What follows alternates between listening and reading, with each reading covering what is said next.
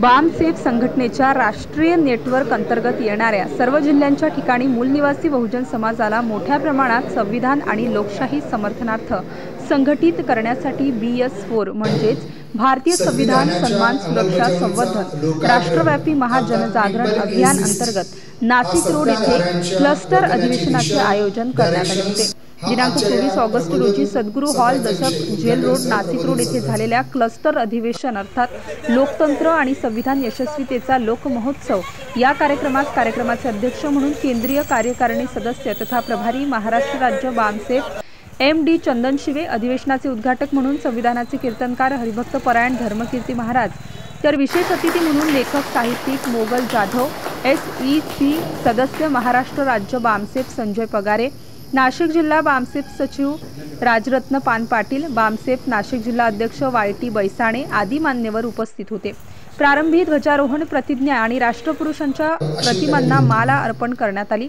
एक संघ समाज किंवा एक भारत राष्ट्र निर्माण करण्यासाठी आणि त्याला चालना देण्यासाठी लोकतांत्रिक मूल्य, मूलनिवासी बहुजन भावना निर्माण आणि फुले शाहू आंबेडकर विचारधारा अंतर्गत एकमय समाज निर्माण करण्याचा प्रयत्न बामसेफच्या माध्यमातून निरंतर केला जातोय। अधिवेशनाचे समन्वयक म्हणून बामसेफ मूलनिवासी संघ, मूलनिवासी विद्यार्थी संघ, मूलनिवासी कर्मचारी कल्याण महासंघ, मूलनिवासी सभ्यता संघ यांचे मोलाचे सहकार्य लाभले। सदर अधिवेशनात विविध क्षेत्रातील मान्यवर मोठ्या संख्येने उपस्थित होते। प्रथम विनम्र अभिवादन करतो। तसेच संविधानाच्या अंमलबजावणीचा काँग्रेसच्या परित्याग कधीही शहाणपणा सत्ताधाऱ्यांच्या एखादी संविधानाची परिषद घ्यावी, या लोकांमध्ये संविधानाच्या प्रती वाटाव्यात। काँग्रेसच्या स्टेजवर बघा प्रचंड मोठमोठाल्या हारतुरे दिले जातात, काँग्रेसच्या स्टेजवर बघा प्रचंड मोठमोठाल्या महागड्या भेटवस्तू दिल्या जातात, पण संविधान आणि आपण इथं उपस्थित असणाऱ्यांचं पुनश्च कौतुक करतो। हे जे अभियान आहे BS4 अभियान, इथं बॅनरवर लिहिलेलं आहे BS4 स्टार्ट। आज नाशिक जिल्हा युनिटच्या माध्यमातून हे जे क्लस्टर अधिवेशन आयोजित केलेले आहे, हे क्लस्टर अधिवेशन संपूर्ण देशभरात आपण घेत आहोत। साधारणतः 200 जिल्ह्यांमध्ये हे क्लस्टर अधिवेशन संपन्न होत आहे आणि या क्लस्टर अधिवेशनात मुख्यत्वे देशभराचे विषय चर्चेले जाणार आहे आणि आपण नाशिक जिल्ह्यामध्ये जो विषय चर्चेला घेतला आहे तो संविधानाच्या अंमलबजावणीचा लोकाग्रह हा राष्ट्र निर्माण प्रक्रियेचा आज ठरेल, हा एक विषय आहे।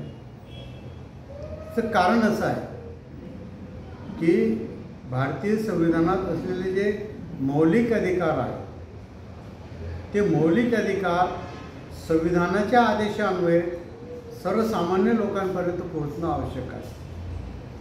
पण गेल्या 72 वर्षापासून आपण बघत आहोत, साधारणतः 75 वर्ष झाली असतात आणि या 75 वर्षात आपण बघत आहोत की देशात बेरोजगारीचं प्रमाण वाढलेलं आहे, शिक्षणाचा दर्जा खालावलेला आहे, उच्च प्रतीचं शिक्षण जे मूलनिवासी बहुजन समाजाला आवश्यक आहे ते मिळत नाही, मुलं सैरवैर झालेले आहेत, रोजगाराच्या संधी घालवलेल्या जात आहेत, खाजगीकरणाच्या माध्यमातून सार्वजनिक कंपन्या ज्या आहेत त्यांचं खाजगीकरण करून त्याच्या माध्यमातून मूलनिवासी बहुजन समाजाच्या नोकऱ्या घालवल्या जातात आणि आम्ही हे संविधानिक अधिकार आम्हाला मिळावे यासाठी जे लोकप्रतिनिधी पाठवलेले आहेत, संसदेत असेल विधिमंडळात असतील, या लोकप्रतिनिधींनी त्यांच्या जबाबदाऱ्या पार पाडलेल्या आहेत आणि मग त्याचे परिणाम आम्ही भोगत आहोत। तर ह्या जबाबदाऱ्या काय आहेत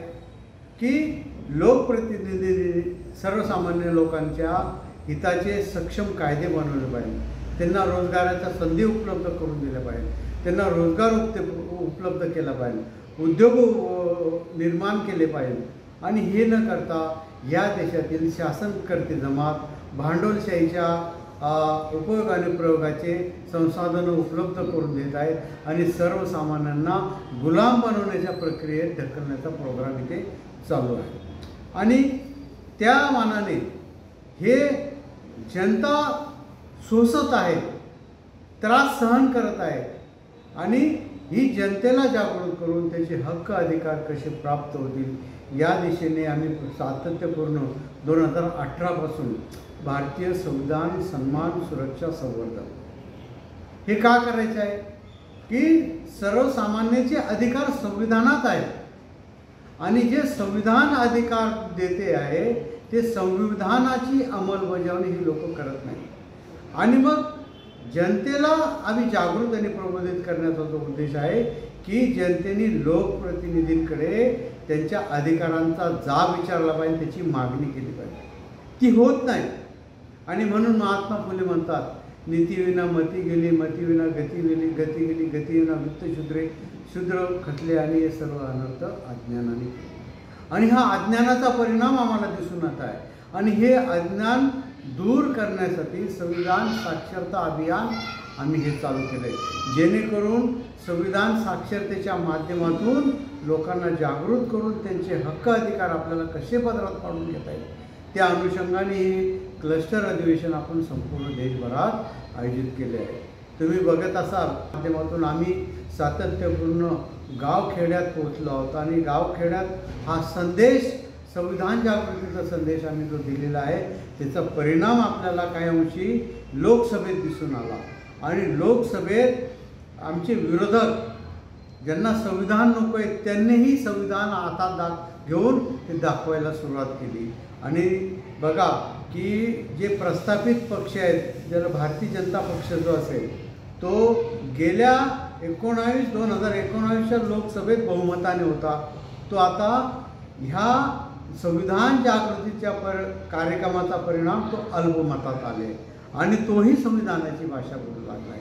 आणि हे कार्यक्रम घेण्याचा उद्देश आहे की जास्तीत जास्त लोकांपर्यंत संविधानिक मूल्य त्याचे अधिकार जोपर्यंत आम्ही जागृती आणि प्रबोधनाच्या माध्यमातून पोहोचवणार नाही तोपर्यंत आमचे संविधानिक जे अधिकार आहे हे राज्यकर्ते शासनकर्ते जमात हे आम्हाला देणार नाही आणि हे दबावाच्या माध्यमातून आम्हाला प्राप्त करून घ्यायचे आहे. आणि ते नाशिक स्टार न्यूजसाठी विजय खंडागळे, नाशिक.